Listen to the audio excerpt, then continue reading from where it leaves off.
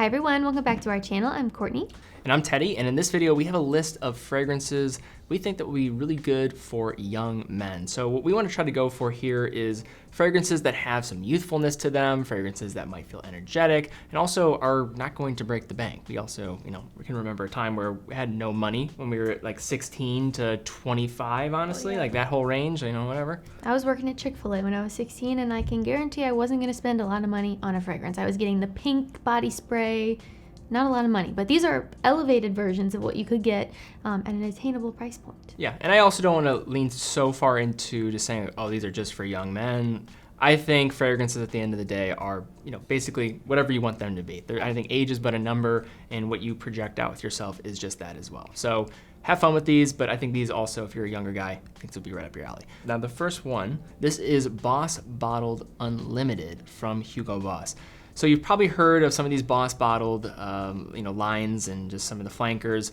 This is one that doesn't get mentioned as much. It does have mint, pineapple, grapefruit, violet, labdanum, musk, cinnamon, and sandalwood for this one. So small signs of the bottled DNA, but really fresh and kind of a sweeter opening. With that mint off the top, it is fresh with the pineapple. But then this with that labdanum and the musk, it has this amber, musky backbone. It's not my favorite from the Boss line, but very fresh, youthful, and also it's kind of a pick-me-up. Energetic is a good word for this one just because of that minty opening. I think this is going to be appealing for people that just want to smell clean, smell fresh.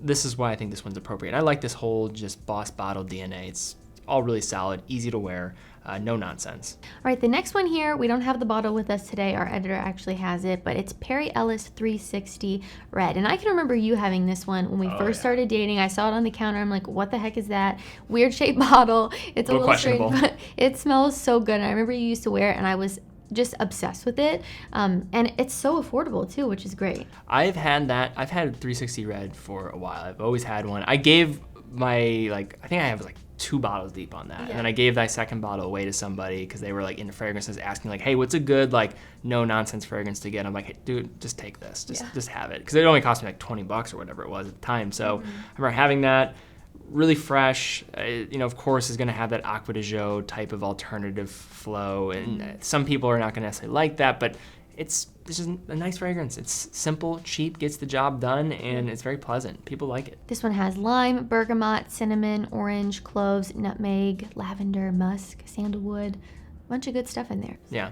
Citrus blast off the top. Yes. One thing I'll say about this one, performance really is not good. Bad. But other than that, great fragrance. Agreed. All right, so now for these next 3. I wanted to just throw a couple in here that I thought were good, and I kind of posed the question to you too, Courtney. Yeah. Thinking about classic fragrances or fragrances that are more throwbacks. I'm thinking though also what's popular now, especially with people that are younger. The 90s, early 2000s is really making a comeback. So I wanted to look at fragrances and almost define those eras.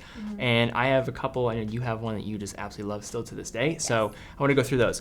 This one here, Carolina Herrera, 212.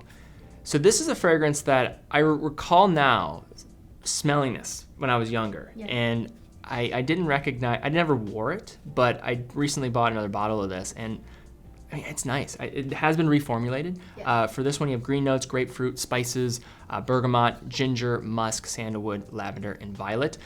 This is a zesty fragrance with citrus, and you also have a lot of just green tone to this fragrance. You get it right away, and also performance, really nice. So this came out in 1999, I believe was the year of release on this one. It was very popular. It was worn by many people back then, and I think even now, I think it holds up. It's been reformulated. Some people I know that wore it in the early 2000s will just say no, this doesn't hold up to the original, but I still think it's a nice fragrance. If you don't have any preconceived idea of what this is, then I think you can just lean into this and have some fun with it. It's still youthful, but also mature, and I also think it gets some good reactions from people that you're around. Yes, and actually, Teddy sprayed this the other day, and I could smell it from across the room. I'm like, what is that? I was obsessed. I was going up to him, sniffing him like a weirdo.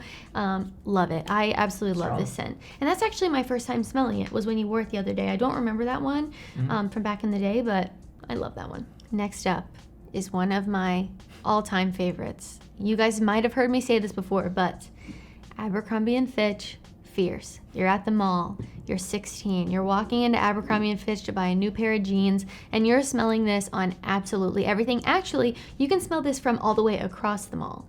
I remember me and my dad would be walking around. He's like, I can smell Abercrombie and Fitch from all the way down here. Yeah, tell me that you were born in the 90s without telling me you were born in the 90s. That's basically what you just said right there. Yes. This, though, I would spray this.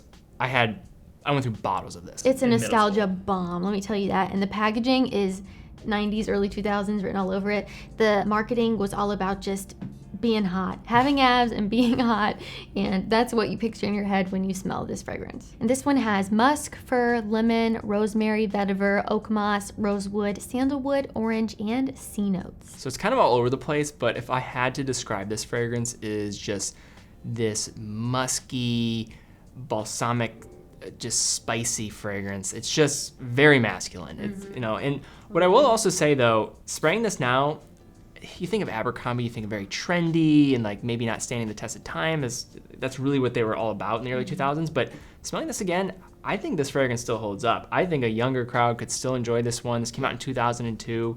I still like it. I still can't hate it. And it is an eau de cologne. And typically, performance on that, it's very, you have that crazy blast off the top. Performance isn't terrible. Not as good as I remembered, but still very solid. And then for our last throwback here, we have Tommy Hilfiger. This is 90s in a bottle in many ways. I think I had some Tommy Hilfiger stuff when I was younger. It was so popular back when in the 90s. It's like all American. Yeah. So this fragrance, apple, mint, bergamot, grapefruit, lavender, cactus, and amber. This though is more of your just airy, freshy, crisp, safe fragrance. It came out in 1995. When I spray this now, it's just nostalgia. Performance, not good.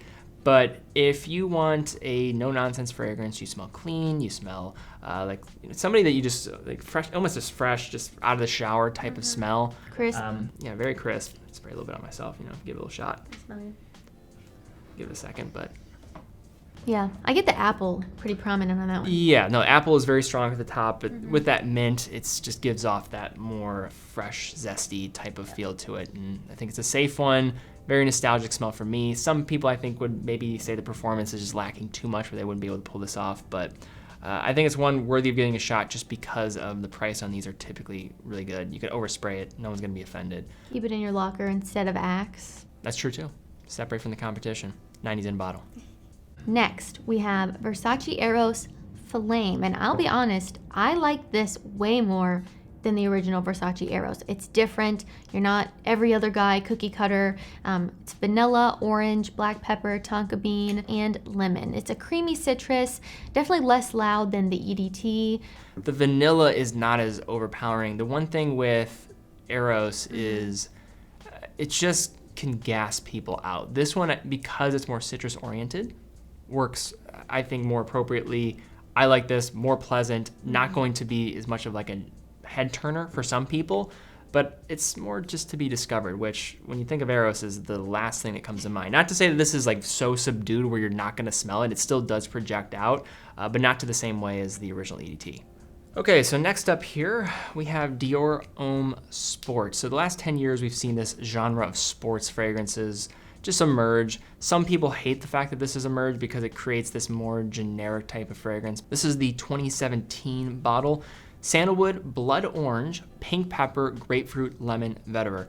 Mostly with this one, citrus and I would say pepper off the top. You have this kind of fizzy opening. You really get the grapefruit, blood orange, but it seems like it would maybe perform a little bit better than a typical citrus.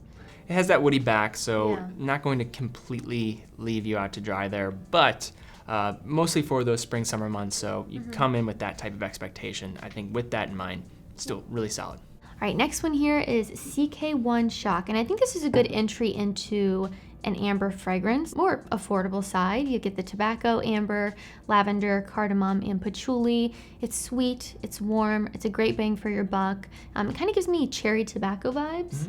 I really like it though. I think it would be great for the fall and winter, date night, maybe you're going to the movies with your little girlfriend. Little girlfriend. Nice. It's $20. I think it's certainly attainable for many out there. Synthetic, I would say. Yeah. So when you're dealing with like these tobacco amber fragrances, sometimes when you're dealing with, low budget to go along with creating it, not always the best combination. But I don't mind this one. I think this is for somebody that's trying to get into that amber genre of fragrance for the first time. This is a good way to just test, like, okay, do I like this? Do I not like this? I wouldn't abandon it if you don't like this. But if you are trying to delve into this world for the first time, this would be a good one to go for on the cheap. So next up here, we have Ralph Lauren Polo Red. So this isn't my favorite Polo, but this one does feel like one of the most youthful of all of the different bottles. This has cranberry, grapefruit, lemon, amber, coffee, woods, and saffron. When you spray this though, it is a fruity citrus blast. Really strong cranberry. It's more fruity, it's sweet. So I can give you You're running out of room. Running out of room on my, not much real estate left, but just smell the. Whoa, it's like a cherry, cranberry? Yeah, cranberry. It's tart. It's a very tart fragrance. Almost like it's like very edible. Yeah, the amber gives it that sweetness too that makes it a little more gourmand. Yes. I would say though, give this a little bit of time. When you first spray it, it's a tad much, but if you want to go for something that is youthful, I think this is it. Also, as it dries down, you get more of those woods, amber, and coffee notes, which I think is really when this fragrance starts to catch its stride. So give it about 15 to 30 minutes, and then you're, I think, off and running. All right, last on the list, we have Acqua di Gio Profondo. This one has sea notes, marine, bergamot, rosemary, cypress, lavender, some mineral notes, and musk. It's marine, it's musky, herbaceous, definitely pretty masculine too. I would say all of the Acqua di Gios tend to lean more youthful, but this one is a standout, I think, from that side of things. So yeah, this one, very strong on the sea notes. You definitely get that kind of sea salt vibe, like you've been at the beach all day. That's kind of a smell on my... You want me to smell this? Yeah, it's rather salty. Yes. That's how I would get it, kind of oriented.